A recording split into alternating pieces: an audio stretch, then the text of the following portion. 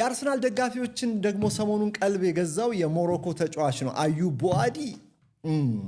ይሄ ተጫዋች በፈረንሳይ ሊግ ተመልካቾች ዘንድ ዘንድሮ ከፍተኛ አድናቆት ያገኘ የሎስክ ሊል የሊል አማካይ ነው።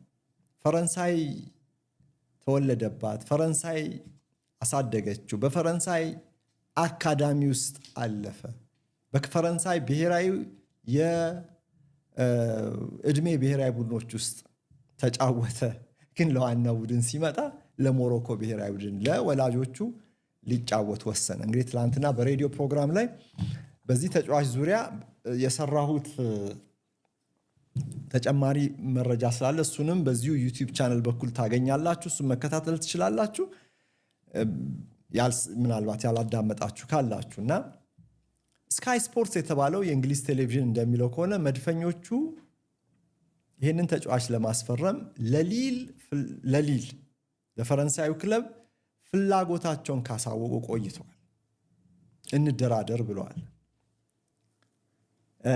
አንዳንድ ዘገባዎች ደግሞ ቡአዲ ወደ ፓርክ ደ ፕሪንስ ወደ ፓሪስ ሰን ጀርመን የመዘዋወር ፍላጎት አለው፣ ፓሪስን ይመርጣል የሚሉ አሉ።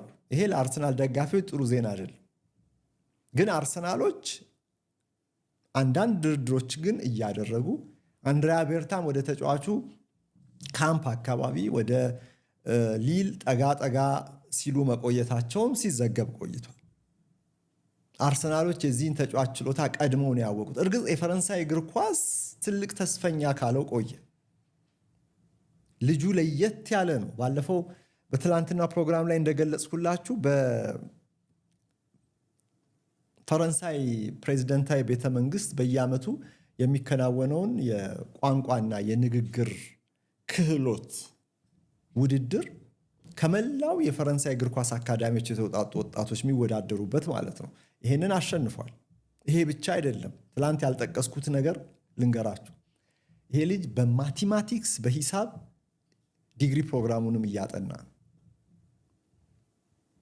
የዲግሪ ትምህርቱን እየተከታተለ ይገኛል እና በቀለም ትምህርቱን በጣም ጎበዝ እንደሆነ፣ በንግግር ችሎታው በቋንቋ አዋቂነትም በጣም ጎበዝ እንደሆነ፣ እንደዚህ ባሉ ቦታዎች ላይም ደግሞ ኮንፊደንሱንም በማሳየትም እንዲህ አይነት ልምድ እንዳለውም እየሰማን ነው የምንገኘው። እና ምን ይጠቅማል መሰላችሁ? አንዳንድ ዘጋቢዎች ምን ይላሉ? በማቴማቲክስ በጣም ጎበዝ መሆኑ፣ ጂኦሜትሪ ላይ ምናምን ማተኮሩ፣ በጂኦሜትሪ በምናምን ላይም ትኩረት ማድረጉ ስፔስ ጠፈር ማለት አይደለም። ስፔስ ኤንድ ታይም አይደል? የዘመናዊ እግር ኳስ የቦታ ግንዛቤው ለየት እንዲል፣ ቦታን በእንቅስቃሴ ቦታ እያያችሁ አይደለም የምትጫወቱት፣ የቦታ እይታው ለየት እንዲል ኢንተለጀንት ተጫዋች እንዲሆን አስችሎታል ይላሉ። በዚህ ቅድም በጠቀስኩት በሞሮኮና በብራዚል ጨዋታ ላይ እርሱ ላይ ብቻ ያተኮሩ ቪዲዮዎችን ስመለከት እና ዘ አትሌቲክ ደግሞ ጂአይኤፍ የሆኑ ፋይሎችን አውጥቷልና በዛው ጨዋታ ላይ ያሉ እነርሱን ስትመለከቱ በቃ ቁጭ ብላችሁ ስለዚህ ተጫዋች ራሱን የቻለ ስካውቲንግ ሪፖርት መጻፍ ያስችላችሁ። ከኳስ ጋር ከኳስ ውጪ ያለው ብቃት የተለየ። የሞሮኮ ብሔራዊ ቡድን አሰልጣኝ ደግሞ ነፃነት ሰጥተውታል። ስለዚህ ቅድም እንዳልኳችሁ በስፔስ ግንዛቤው ክፍት ቦታ ማየት፣ ክፍት ቦታ እንዴት መጠቀም እንዳለበት ማነፍነፍ፣ ማንበብ፣ በዚህ በኩል በጣም በጭንቅላቱ የሚጫወት ልጅ ስለሆነ የሞሮኮ ብሔራዊ ቡድን አሰልጣኝ ነፃነት ሰጥተውታል። በዛ ነፃነት ነው ራሱን እያሳየ ያለው ይሄ ልጅ። እስቲ ምስሉን ተመልከቱት። የትኛው ልጅ ነው የምትሉ ካላችሁ መቼም ሳትሰሙ ቀርታችሁ አይመስለኝም። ሰምታችኋል፣ ግን ማብራሪያውን ነው እኔ ዝርዝሩን ነው የምነግራችሁ እንጂ ቢያንስ በትላንትናው ብስራት ስፖርት እንኳን አንስቻለሁ። ግን ጨዋታው ደግሞ የብራዚልና የሞሮኮ ጨዋታ በጣም ቆንጆ ጨዋታ ስለነበረ የጨዋታውን ቆንጆነት አዝናኝነት ዝና የሰማችሁ መልሳችሁ አይታችሁም ሊሆን ይችላል። በተለይ የአርሰናል ደጋፊዎች ይህንን ልጅ ለማየት ቢያንስ ሃይላይት እንዳያችሁ አልጠራጠርም። እና ደግሞ ፀጉሩም እንደዚህ ዘፍ ዘፍ የሚል ስለሆነ በሜዳ ላይ ደግሞ ተለይቶም ይታያል። እና የት ጋ መግባት እንዳለበት፣ የትኛውን ስፔስ መጠቀም እንዳለበት፣ መቼ ኳስ ማቀበል እንዳለበት፣ መቼ ወደኋላ መመለስ እንዳለበት፣ መቼ ማጥቃት እንዳለበት፣ መቼ ወደ ክንፍ መውጣት እንዳለበት በደንብ የሚያውቅ በደመነፍሱ ሳይሆን በአቦሰጥ ሳይሆን በጭንቅላቱ የሚጫወት አይነት ተጫዋች ነው።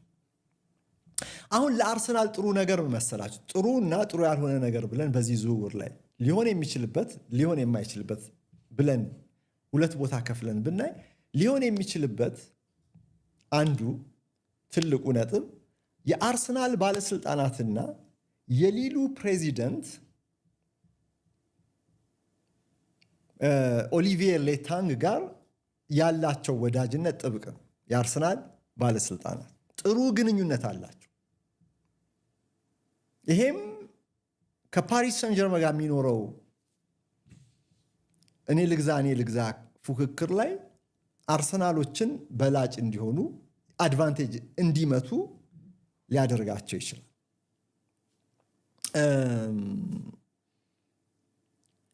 ላይሆን የሚችልበት ደግሞ አንዳንድ የፈረንሳይ ሚዲያ ዘገባዎች ቡአዲ ከአርሰናል ይልቅ ፔዥን ልቡ ወደ ፓሪስ ሰን ጀርመን ያደላል መባሉ ነው።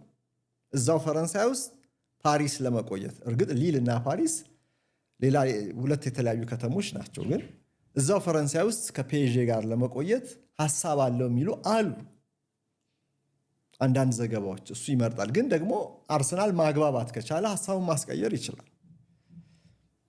ግን በፈረንሳይ እግር ኳስ ላይ ከፍተኛ አድናቆት ያገኘ የ18 ዓመት ልጅ ነው።